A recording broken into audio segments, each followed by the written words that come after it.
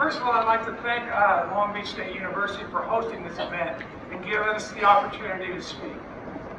What we need now are leaders with the vision, the experience, and the courage to put Americans first and politics last. I'm the right person at the right time with the right experience to make a change in the 46th Congressional District, a change that we need. I earned my undergraduate degrees in political science and economics. I went on to graduate school at the University of Southern California, got my master's degree in public administration. I served my country as a combat pilot in the Marine Corps during the tail end of the Vietnam War. I climbed the corporate ladder and I have that experience. I became Chief Operating Officer for a subsidiary of Security Pacific National Bank at a time when they were the 5th largest bank in the country. So I've worked with the boardrooms and I know what a lot of the thinking is. As an entrepreneur, I was founder and CEO of Pyramid Software, a software development and publishing company that distributed software worldwide. Trust me, I understand the global economy. But probably the accomplishment that makes me most proud is that as a single parent, all 3 of my children graduated from California State University campuses and have embarked on their own successful careers, and they're off my payroll. But even though I've had these extraordinary experiences, I share a lot with all working Americans. I've worked hard to make ends meet. I've raised kids. I've gone to PTA meetings, and I wore the uniform of our country in a time of war. And I also share the concerns. An ill-advised and ill-planned war that's taking our brothers and sisters and sons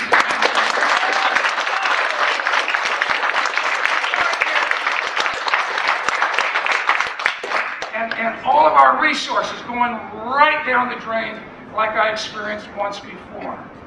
So that's what my background has been, is going through these things. And what I've learned with my experience as a Marine, as a businessman, and as a father, is that none of these challenges are too great to overcome. But we have to start with focusing on core values. The main core value in America is personal freedom. The freedom that everybody has to go after the American dream. The second one is service. The concept that by helping those who cannot help themselves, it makes it easier for the rest of us to be successful. And third, and most importantly, is to have the determination and the resolve to go the distance, to finish what we start, especially in the face of those who say it can't be done. Now, my parents worked hard their whole lives to live life on their terms. They weren't beholden to anyone, and they etched on me the importance of hard work and personal freedom, and what not having debt to someone gives you that freedom. But we live in different times now, don't we?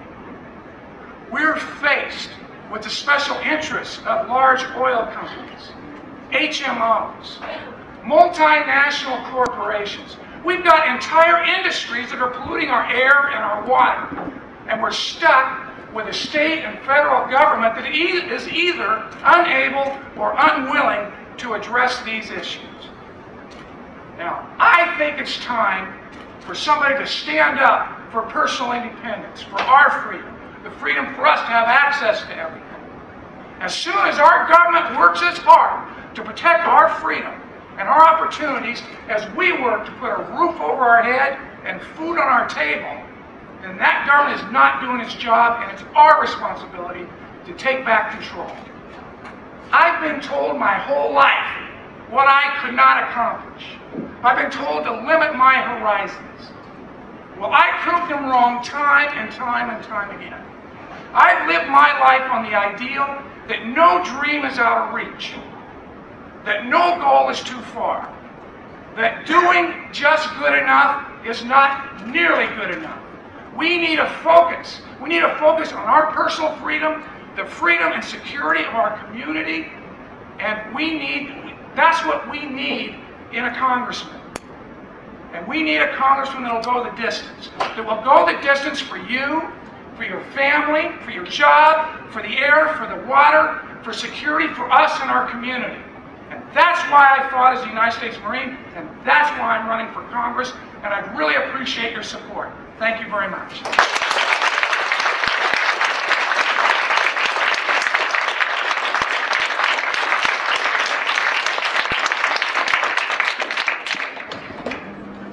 All right, let's get down to the specific issues. The first issue for questions is education, and the question goes to Congressman Rohrabacher.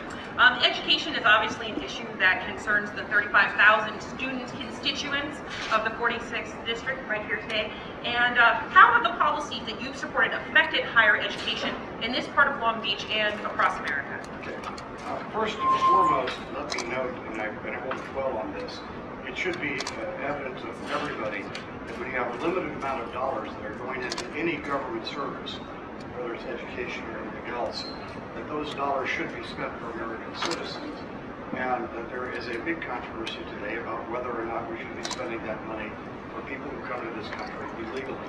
To the degree that we permit that money to come to the people, to go to people's who come here illegally, that means that money will not be available to our own citizens, and I think that's a sin against that. So with that said, that amounts to a lot of money. But what have I done personally in terms of locally, in terms of education policies? I championed, for example, in the science committee, policies that would lead students who are interested in math, science, and engineering to scholarships that they would receive, whether it's at the undergraduate or graduate level, if they will agree to work for a department of the United States government that needs those services, whether it's NASA, NOAA, or any of the other National Institute of Health, or any of the other science-related or engineering-related government agencies, that students can get a full scholarship. Is what I've been advocating, and NASA instituted that program. So you're exchanging education, your education for service to the country, and I think that everybody's a winner when that happens. I've also been very involved with trying to create partnerships between the private sector and the universities. Here in Long Beach State, for example, I am deeply involved with programs that are tying Long Beach State with the port. And there's a lot of technology issues here that Long Beach State is working with our ports in order to develop the technologies they need to make the ports more efficient and secure.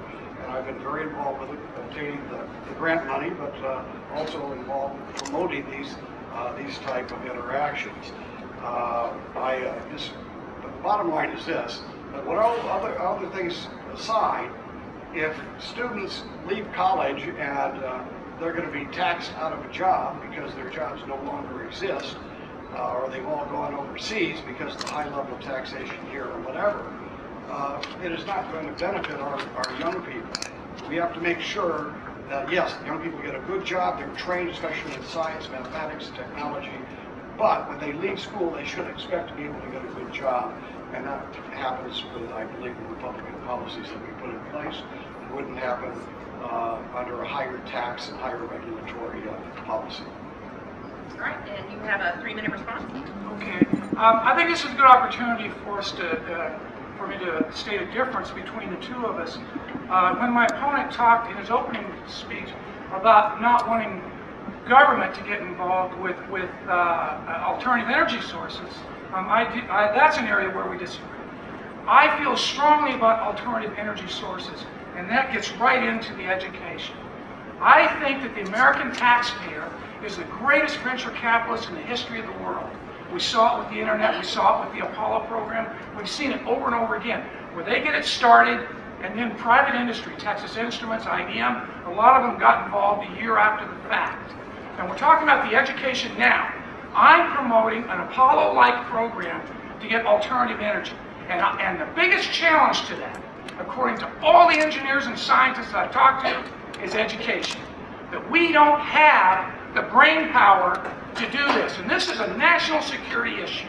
If we don't solve this before China and India do, we got a big problem. So our federal government needs to step up. And I think it's just as important as the NBA or the NFL, and we should take these students that have the math and science skills, and we should sponsor them and put them through school and get the minds that we need to solve these problems. And not just the alternative energy one, but that's the main one. But if we don't, we're going to be left in the dust.